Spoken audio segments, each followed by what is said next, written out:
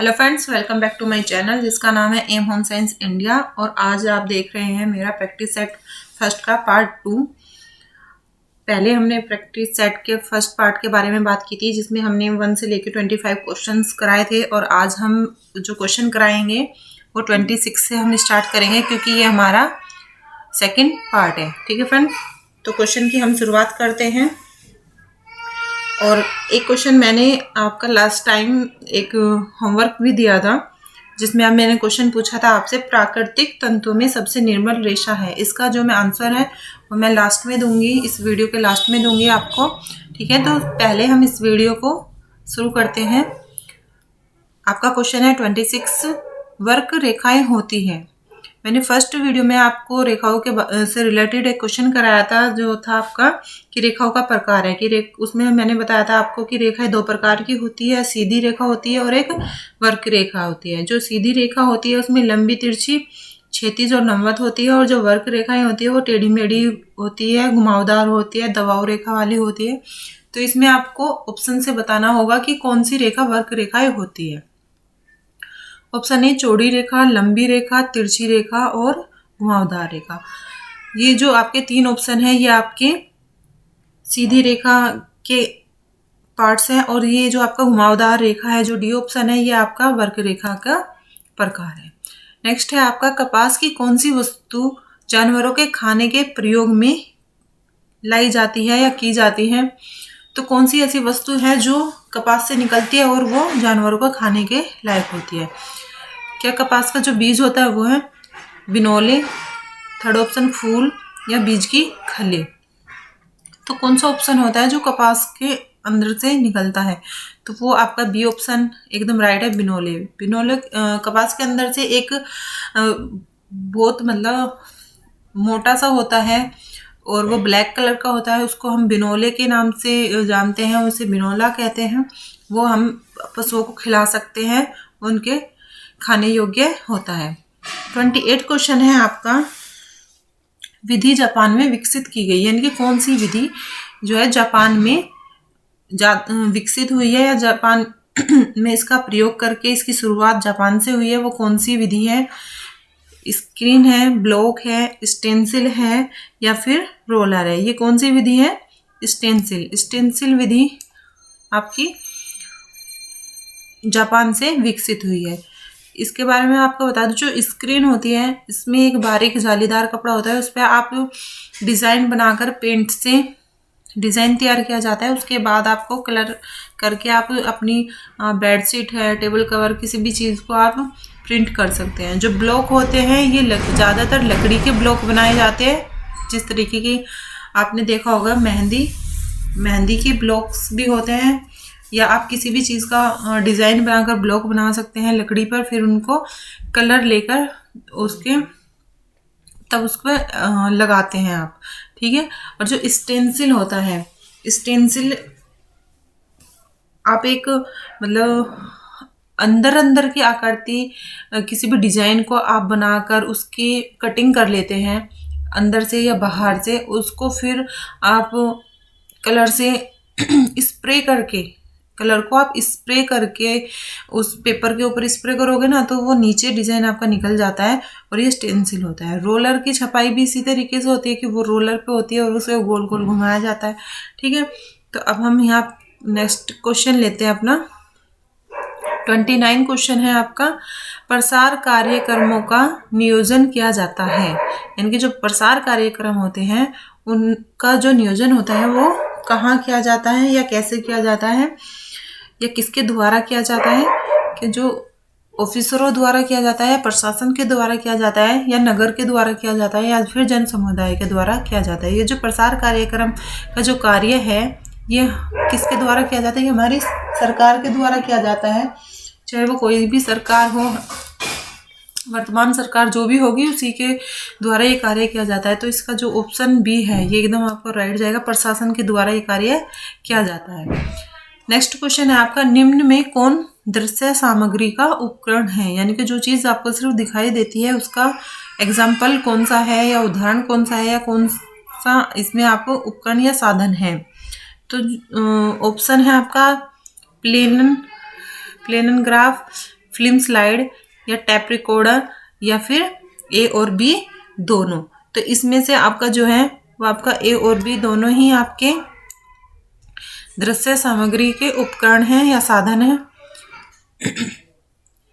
जो ये एड्स होते हैं ये 3 टाइप्स के होते हैं, विजुअल ऑडियो और विजुअल ऑडियो एड्स। ठीक है, नेक्स्ट क्वेश्चन है आपका, जब कोई प्रगति चित्र द्वारा प्रदर्शित की जाती है तो उसे क्या कहते हैं या कौन सा ग्राफ उसको कहा जाता है।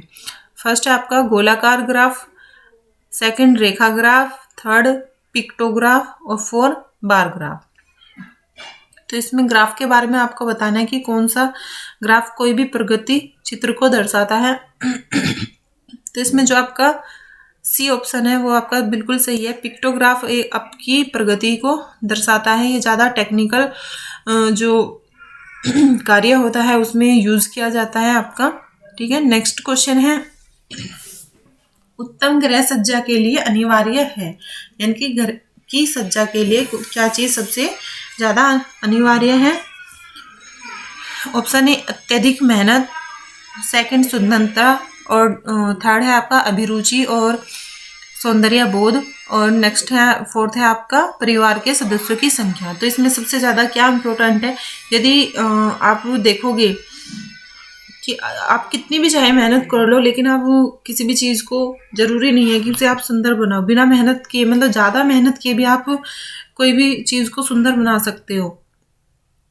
और सुंदरता गृह सज्जा के लिए अनिवार्य है, लेकिन सबसे ज़्यादा जो अनिवार्य है वो कौन सा है, वो है आपकी रुचि, यानी कि आपकी अभिरुचि कैसी है या आपका सोचने का सौंदर्य बोध कैसा है कि आप किसी भी चीज़ को इमेजिन करके देखते हो कि अगर हम इस कार्य को इस तरीके से ना करके किसी दूसरे तरीके से भी करेंगे तो वो और भी ज़्यादा आपको सुंदर दिखाई देगा और आपको आकर्षित लगेगा। तो इसका सी ऑप्शन बिल्कुल राइट है। ठीक है, नेक्स्ट क्वेश्चन है आपका 33, फ्रेनोडर्मा बीमारी कमी से होती है। ये कौन सी कमी से फ्रेनोडर्मा की जो बीमारी है वो किस कमी से होती है। विटामिन डी की कमी से होती है, विटामिन के की कमी से होती है, प्रोटीन की कमी से होती है या फिर विटामिन ए और आवश्यक वश्य अम्लों की कमी के द्वारा होती है।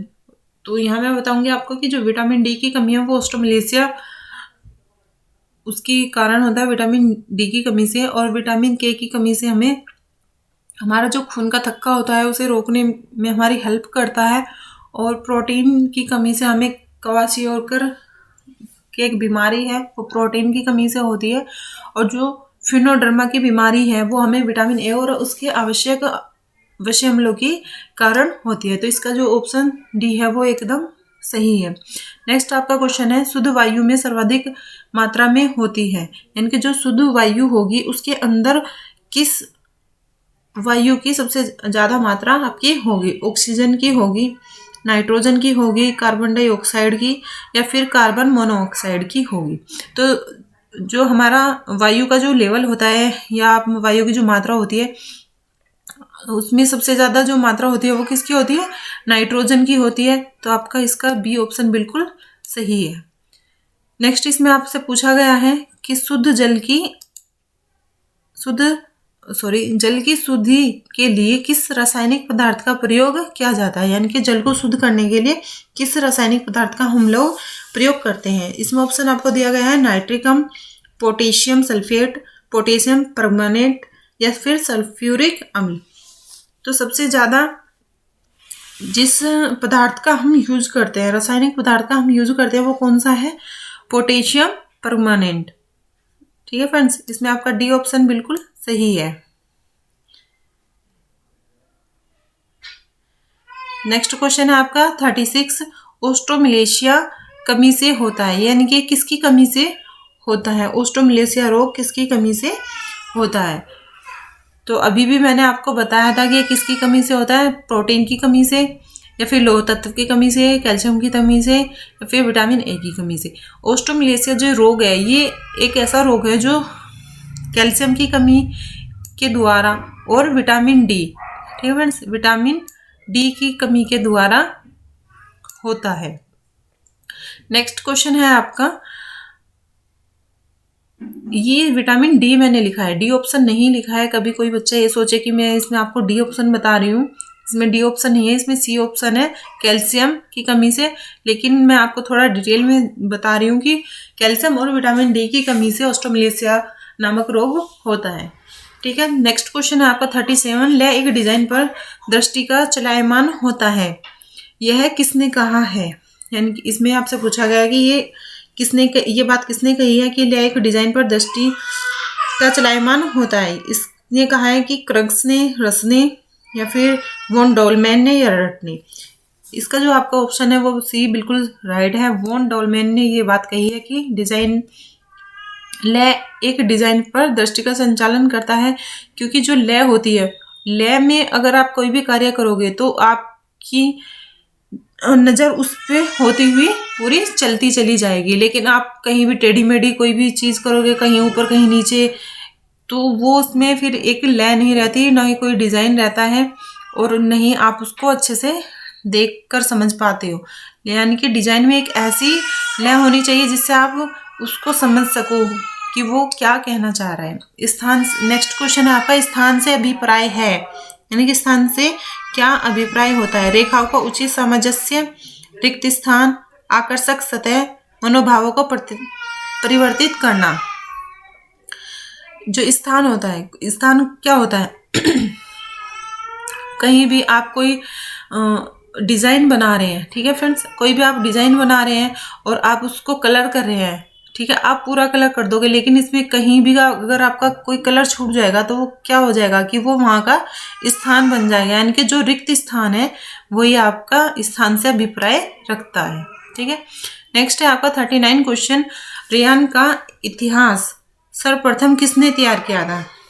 जो रेयान एक तंतु का नाम है, उसको सबसे पहले किसने तैयार किया था, इसमें इसका नाम पूछा गया है। तो इसमें 4 ऑप्शन आपको दिए गए हैं, इसमें आपको नाम बताना है।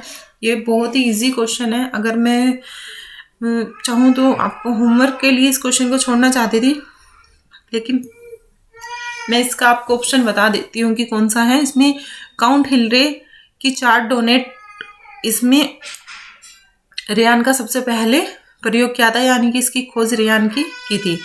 एक प्लास्टिक रेशा है, यानी कि प्लास्टिक रेशा कौन सा होता है ये आपको बताना था। रेयोन, नायलॉन, आयरलॉन, या फिर डेक्रान। इसमें सी ऑप्शन आपका सही है, बिल्कुल आयरलॉन आपका इसमें प्लास्टिक रेशा होता है। नेक्स्ट क्वेश्चन है आपको, कच्छ की कढ़ाई के लिए प्रयोग की जाने वाली सुई है। कढ़ाई से संबंधित मैंने अपने चैनल पर वीडियो डाली हुई है, आप उस वीडियो को देख सकते हो, सारी कढ़ाई के बारे में जान सकते हैं। उसमें छोटे से छोटे क्वेश्चन को मैंने डिस्कस किया हुआ है। और हम वापस आते हैं अपने क्वेश्चन पे। तो इसमें पूछा है कि कच्छ की कढ़ाई के लिए कौन सी सुई का प्रयोग किया गया है। इसमें आपको बताना था अररी, कलमी, आउल, या इनमें से कोई नहीं। ऐसी कोई सुई है जिसका कच्छ की कढ़ाई के लिए प्रयोग किया जाता है, तो वो क्या है? अररी की कढ़ाई, अररी की सुई का प्रयोग कच्छ की कढ़ाई के लिए किया जाता है। नेक्स्ट क्वेश्चन है आपका, रेशम के कीड़े का जीवन काल कितना होता है? जो रेशम का कीड़ा होता है वो कितने दिनों तक जीवित रह सकता है, ये आपको बताना है। तो उसके जो जीवन काल की अवधि होती है वो कितनी होती है? 24 से 30 दिनों का, 37 से 63 यानी कि 63 डेज का, या फिर 71 से 83 डेज का, या फिर 90 से 120 दिनों का होता है। तो इसमें जो आपका ऑप्शन है, ऑप्शन बी बिल्कुल राइट है। इसमें 37 से 63 दिन तक रेशम के कीड़ों का जीवन काल होता है, उसका सर्कल, लाइफ सर्कल होता है। नेक्स्ट क्वेश्चन है आपका, सिंधी कढ़ाई का दूसरा नाम क्या है? इसमें सिंधी कढ़ाई का दूसरा नाम आपसे पूछा गया है, और ये आपका होमवर्क होगा। और इसका जो आप जवाब दोगे, आप मुझे वो दोगे जो कढ़ाई की वीडियो है उसे देखने के बाद। क्योंकि अगर किसी ने अभी तक वो कढ़ाई की वीडियो नहीं देखी है तो उसमें देखिए कि उसमें किस नाम से इसको जाना जाता है, या इसके और भी बहुत सारे नाम है जो यहाँ ऑप्शन में नहीं दिए गए हैं। ठीक है, और आप मेरे को इस क्वेश्चन को कमेंट बॉक्स में इसका कमेंट करके जरूर जवाब दे दीजिएगा, मुझे बहुत अच्छा लगेगा। नेक्स्ट है, कश्मीर किस कढ़ाई के लिए प्रसिद्ध है? कशीदा कढ़ाई के लिए, चिकनकारी के लिए, फुलकारी के लिए, या फिर कांथा के लिए? जो कश्मीर की कढ़ाई है वो कशीदा के लिए प्रसिद्ध है। ठीक है, और ये जो आपकी चिकनकारी है ये लखनऊ की कढ़ाई के लिए प्रसिद्ध है, और जो फुलकारी है वो पंजाब की कढ़ाई के लिए प्रसिद्ध है, और जो कांथा है वो कांथा बंगाल की कढ़ाई के लिए प्रसिद्ध है। ठीक है, नेक्स्ट क्वेश्चन है आपका बीसीजी का टीका दिया जाता है, यानी कि बीसीजी का टीका है वो कितने समय के बाद बच्चे को दिया जाता है। इसमें आपसे पूछा गया है जन्म के तुरंत बाद, जन्म के 2 महीने के बाद, जन्म के 3 महीने के बाद, या फिर जन्म के 6 महीने के बाद, कौन सा कितने समय पर ये टीका दिया जाता है। तो इसका जो सही आंसर है वो है जन्म के तुरंत बाद, यानी कि जब बच्चा पैदा होता है तो उसके तुरंत बाद ही उसको वो टीका लगा दिया जाता है। नेक्स्ट क्वेश्चन है आपका 46 काली खांसी का, इसमें समय पूछा गया कि कितने दिनों के अंदर का ये टाइम होता है। 1 से 2 दिन का टाइम, 2 से 5 दिन का, या 6 से 18 दिन के बीच का, या 20 से 25 दिन का। इसमें आपको बताना है कि इसका जो खांसी का संप्रति काल है वो कितना होता है, यानी कि लगभग ये कितने टाइम तक हो सकती है। तो इसका ऑप्शन है सी, 6 से 18 दिन। ठीक है, नेक्स्ट क्वेश्चन है आपका 47 वायु द्वारा फैलने वाला एक रोग है, वायु के माध्यम से कौन सा रोग फैलता है। ये ऑप्शन के द्वारा आपको बताना है, जो ऑप्शन में आपको दिया गया है उन्हीं में से बताना है। वैसे तो वायु द्वारा फैलने वाले जो रोग है वो बहुत सारे हैं। ऑप्शन ए है इसमें पेचिस, मलेरिया, खसरा और सिफिलिस, लेकिन वायु द्वारा जो फैलने वाला रोग है खसरा है। ठीक है, आपने देखा भी होगा जिस व्यक्ति को खसरा हो जाता है उसे सबसे अलग उसके रहने की, खाने पीने की, यानी कि उसके बर्तन, उसके कपड़े, सब कुछ उसका अलग कर दिया जाता है, क्योंकि ये वायु के द्वारा फैलता है। उससे बहुत कम लोग मिलते हैं, मतलब जब तक वो ठीक ना हो जाए उसे किसी से मिलने की भी इजाज़त नहीं दी जाती। लेकिन अब इसकी दवाई है, लेकिन टीका भी है, लेकिन फिर भी ये हो जाता है, तो सावधानी बरतनी जरूरी होती है। नेक्स्ट है आपका 48 क्वेश्चन, कौन सा एड्स रोग का कारण नहीं है। इसमें नहीं पूछा गया है, ये मत समझ लेना कि कौन सा पूछ रहे हैं। ठीक है, तो नहीं को आपको बहुत ध्यान से पढ़ना है। मैंने अपनी पहली वीडियो में भी आपको बताया था कि क्वेश्चंस का नहीं पे आपको ध्यान होना चाहिए। असुरक्षित यौन संबंध, हाथ मिलाना, माता पिता का HIV पॉजिटिव होना, या फिर HIV पॉजिटिव रक्त आदान करना। आदान करना मतलब कभी कभी हमें कुछ ऐसी इमरजेंसी हो जाती है कि हमें ब्लड लेने की जरूरत पड़ती है, तो उसको पहले से उसको चेक करा लेना चाहिए कि कहीं वो उस व्यक्ति का तो नहीं है जो HIV पॉजिटिव था। ठीक है, तो इसमें आपको बताना था कि कौन सा ऐसा कारण नहीं है जिसके द्वारा HIV यानी कि एड्स का रोग होता है, और वो ऑप्शन है आपका सेकंड बी, हाथ मिलाना। हाथ मिलाने के द्वारा कोई भी मतलब एड्स नामक बीमारी नहीं होती है। ठीक है, नेक्स्ट क्वेश्चन है आपका 49 समाजशास्त्र में सामाजिक संबंधों के स्वरूपों के अध्ययन को विषय क्षेत्र के रूप में किसने स्पष्ट किया है। इसमें उस समाजशास्त्री का नाम बताना है कि किसने इस कथन को या इस को कहा, इसकी ये परिभाषा जो दी है वो किसने दी है। टोनीज ने दी है, सीमेल, या मैकवेबर ने दी है, स्मॉल ने दिया है। तो इसका जो राइट ऑप्शन होगा आपका वो होगा डी, स्मॉल ने। ठीक है, नेक्स्ट है आपका 50 क्वेश्चन कि समाजशास्त्र सामूहिक प्रतिनिधियों का अध्ययन है, यह कथन किस समाजशास्त्री का है। इसमें आपको नाम दिया गया है सीमेल, वेबर, या गिडिंग्स, या फिर दुर्खिम। ये जो दुर्खिम है ये एक बहुत ही अच्छे समाजशास्त्री हैं, और इनकी ज़्यादातर डेफिनेशन बहुत ज़्यादा प्रसिद्ध है। आपको जब भी कभी अगर ऑप्शन में दुर्खिम है तो दुर्खिम पे ही जाना चाहिए, और बिल्कुल सही इसमें भी आपको दुर्खिम ही आपका राइट ऑप्शन है। ठीक है फ्रेंड्स, तो ये थे आपके 50 क्वेश्चंस, और ये प्रैक्टिस सेट 1 का पार्ट 2 था। आपका ये प्रैक्टिस सेट 1 कंप्लीट हो गया है, और आपको ये वीडियो कैसी लगी ये ज़रूर बताइएगा, शेयर कीजिए, कमेंट कीजिए, और अभी तक अगर आपने मेरे चैनल को सब्सक्राइब नहीं किया है तो सब्सक्राइब कर लीजिए, क्योंकि अब आने वाले दिनों में मेरी जो TGT PGT special question series है ये ऐसे ही बढ़ती जाएगी, और जब तक ये एग्ज़ाम नहीं होगा तब तक ये ऐसे ही कंटिन्यू रहेगी। ठीक है फ्रेंड्स, और अगर आपको मेरे टेलीग्राम चैनल से जुड़ना है तो टेलीग्राम चैनल पर जाकर होम साइंस विद सोनिया को सर्च कीजिए, और मेरे द्वारा जितनी भी ये मैंने वीडियोस बनाई है इनकी PDF वहाँ पे अवेलेबल है। Thank you.